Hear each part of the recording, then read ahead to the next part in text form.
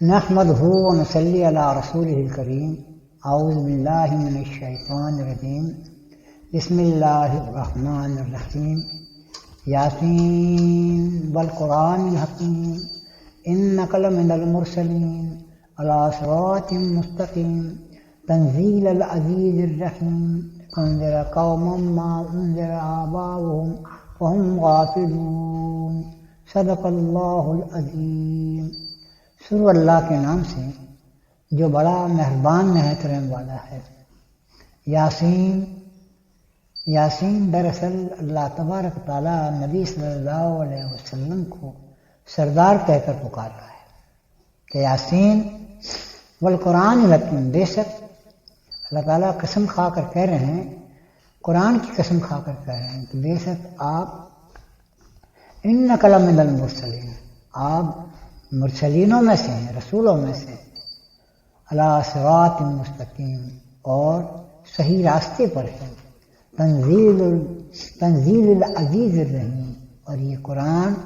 اللہ تعالیٰ کی طرف سے نازل ہوا ہے جو رحمان اور رحیم ہے. لتنذر قوما ما انذر آباؤهم فهم غافلون. اس قوم کو ڈرائے جس کے باپ دادا ڈرائے نہیں گئے تھے اور وہ غفلت میں پڑے ہوئے. سورہ یاسین مکہ معظمہ میں نازل ہوئی. اس وقت کے جو حالات تھے وہ یہ تھے، نبی صلی اللہ علیہ وسلم کے بچپن سے لے کر 40 سال تک آپ نے جو اپنا کردار ادا کیا ہے، جو طریقہ اختیار کیا ہے، جو طرز عمل آپ نے اختیار کیا، اور جو لوگوں کے ساتھ آپ نے جو برتاؤ کیا، یہ دیکھ کر کے لوگ آپ کو امین اور صادق کہا کرتے تھے، آپ کا احترام کرتے تھے،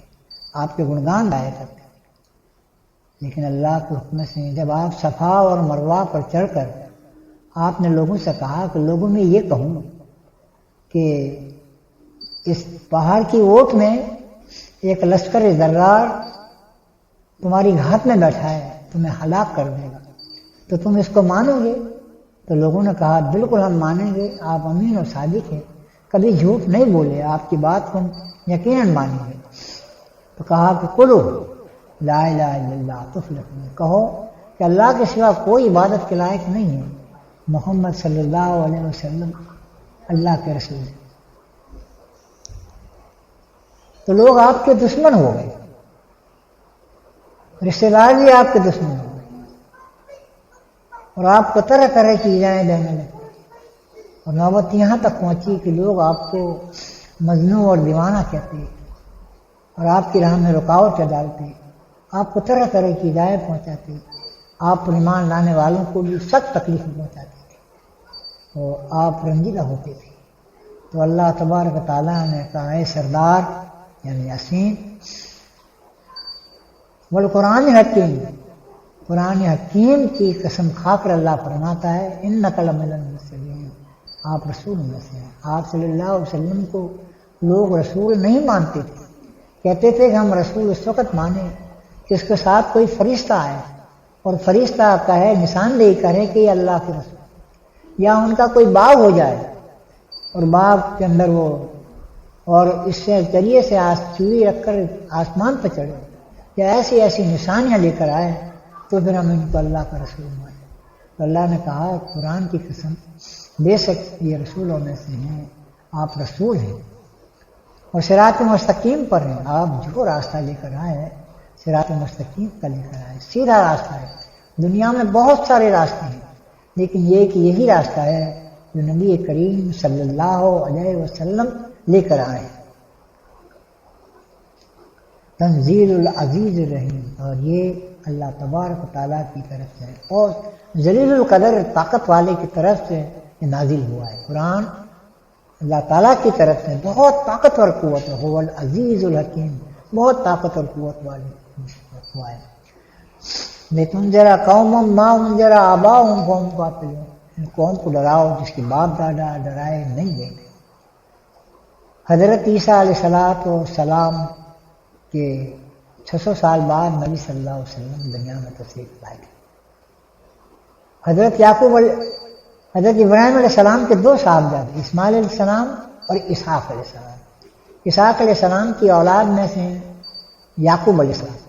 اور یعقوب علیہ السلام کی اولاد میں سے یوسف علیہ السلام اور ان کے بھائی، تو ان کی اولاد میں سے حضرت موسیٰ علیہ السلام اور ہارون علیہ السلام، اس کے بعد پھر داؤد علیہ السلام، سلیمان علیہ السلام اور عیسیٰ علیہ السلام، اور وہاں تک عرب کے اندر کوئی پیغمبر نہیں آیا، یعنی گویا کہ 1500 سال کا یہ وقفہ ہے جس میں کوئی پیغمبر نہیں آیا۔ اسماعیل علیہ السلام کے بعد کوئی پیغمبر نہیں آیا، اور عیسیٰ علیہ السلام کے بعد اللہ تبارک و تعالیٰ نے 100 سال بعد نبی صلی اللہ علیہ وسلم کو مبعوث فرمایا۔ اسی لیے وہاں کی جو قوم تھی وہ آہستہ آہستہ گمراہی کی طرف چلی گئی، اور اس نے خانہ کعبہ میں 360 آویزہ کیے اور اس کی وہ پرستش کیا کرتے، اسی سے مانگتی تھی، اسی سے پکارتی تھی، عورتیں ان سے اولاد مانگتی تھی، اور گویا کہ انہیں خدا مانا جاتا تھا۔ اس طرح یہ غفلت میں پڑے تھے، شیطان نے ان کو گمراہ کر دیا۔ تو اللہ تبارک و تعالیٰ نے کہا کہ یہ قوم کو گمراہ ہو گئی ہے، چونکہ ان کے آباء و اجداد کو ڈرائے نہیں گیا تھا، لیکن وہاں کچھ نہ کچھ اللہ تعالیٰ کی طرف سے روشنی پہنچی تھی۔ ورقہ بن نوفل جو تھے وہ عیسائی ہو گئے تھے اور انجیل اور توریت کی باتیں وہ سناتے تھے، لیکن چند لوگوں تک یہ باتیں پہنچی تھی، بالکل اندھیرا ہو چکا تھا۔ اس لیے اللہ تعالیٰ نے اس قوم پر بڑی مہربانی کی، اور 1500 سال بعد نبی کریم صلی اللہ علیہ وسلم کو اللہ تبارک و تعالیٰ نے مبعوث فرمایا، اور آپ پر قرآن الحکیم، فرقان الحمید نازل فرمایا، اور سیدھے رستے پر آپ تھے، اور آپ کے ذریعے سے آہستہ لوگ ایمان لاتے رہے، اور آہستہ آہستہ لوگ ایمان لاتے رہے، ان کی اچھی خاصی تعداد ہوئی، اور لیکن ان کو ستائے جاتے تھے۔ آپ نے حکم دیا کہ ابیسینیا چلے جاؤ، پھر اس کے بعد پھر مدینہ منورہ کی طرف کیا، مدینہ منورہ میں جا کر کے وہاں اسلام کی ریاست کا قیام کیا۔ اس کے بعد پھر جب مکہ معظمہ فتح ہوا تو پھر اللہ تبارک و تعالیٰ نے ان کو عروج عطا فرمایا، اور آپ نے اپنے دشمنوں تک کے معاف کر دیا جو ایسے اس قابل تھے کہ ان کو سزا دی جائے، لیکن آپ نے اعلان فرمایا کہ آج کا دن امن و سلامتی کا دن ہے، جو خانہ کعبہ میں داخل ہو جائے وہ امن میں، جب ابو سفیان کے مکان میں داخل ہو جائے وہ امن میں، جو لڑنے کے ارادے سے آئے لیکن اپنے ہتھیاروں کو زمین پر پھینک دے وہ بھی امن میں، جو اپنے گھر کے دروازے بند کر لے وہ بھی امن میں۔ اس طرح دیکھتے دیکھتے میں اسلام مکے کے باشندے مسلمان ہو گئے، اور اس کی سوائیں آہستہ آہستہ پوری دنیا میں پھیل رہی۔ آج یہی قرآن ہمارے پاس ہے، اس پر آج ہم عمل کریں گے، زندگی کے ہر شعبے اور معاملات میں تو اللہ تبارک و تعالیٰ ایسے ہی عمل قائم کر دے گا۔ اور ہمارے لیے 2 چیزیں چھوڑی، آپ صلی اللہ علیہ وسلم فرماتے ہیں کہ لوگوں اس سچ کے بعد میری اور تمہاری ملاقات نہیں ہوگی، لیکن میں 2 چیزیں چھوڑے جاتا ہوں، اللہ کی کتاب اور میرا طریقہ، جو اس کو مضبوطی کے ساتھ تھامے گا کبھی گمراہ نہیں ہوگا۔ اللہ کی کتاب سے مراد قرآن مجید، فرقان الحمید، اور دوسری آپ صلی اللہ علیہ وسلم کا طریقہ ہے، آپ نے کس طرح سے زندگی گزاری اور کس طرح سے لوگوں کو زندگی گزارنے کی تربیت دی، کس طرح سے ان کی زندگیوں کو سنوارا، تعلیم و تربیت دی۔ یہ 2 چیزیں آج بھی ہمارے لیے بہت ضروری ہے، قرآن سے ہمارا رابطہ ہو، رات و دن ہم پڑھیں، سمجھیں اور اس پر عمل کریں۔ آج اگر مسجدوں کے اندر لوگ اس کا قرآن کا ترجمہ کریں، اور ہمیں وقت ملتا ہے جمعے کے دن آدھا گھنٹہ 1 گھنٹہ ملتا ہے، آنے والوں کو جب پورا قرآن تھوڑا تھوڑا کر کے سنایا جائے، سمجھایا جائے، تاریخ کی نبی صلی اللہ علیہ وسلم کی باتیں بیان کی جائیں، تو لوگ اس پر عمل کریں گے، برائیاں مٹیں گی، نیکیاں پروان چڑھیں گی، اور پھر نبی صلی اللہ علیہ وسلم کے طریقے پر عمل کرنے سے اللہ کی رحمتیں اور برکت آئے گی، اور پوری دنیا کے اندر امن سکون ہو جائے۔ لیکن آج ہم قرآن سے بہت دور ہیں، نہ اس کو پڑھتے ہیں، نہ سمجھتے ہیں، نہ اس پر عمل کرتے ہیں، بلکہ لوگ اس میں فتنہ برپا کرتے ہیں اور فتنے کے پیچھے لوگ چلے جاتے ہیں۔ آج اگر قرآن کو مضبوطی کے ساتھ پکڑا ہوتا تو آج برے دن نہ دیکھنے پڑتے۔ مسلمان ایک قرآن تھامے ہوئے ہیں، لیکن اس پر عمل نہ کرنے سے آج وہ فرقوں میں بڑھ گئے، اور 72-73 فرقوں میں بڑھ گئے۔ میرے دوستوں اور بزرگوں،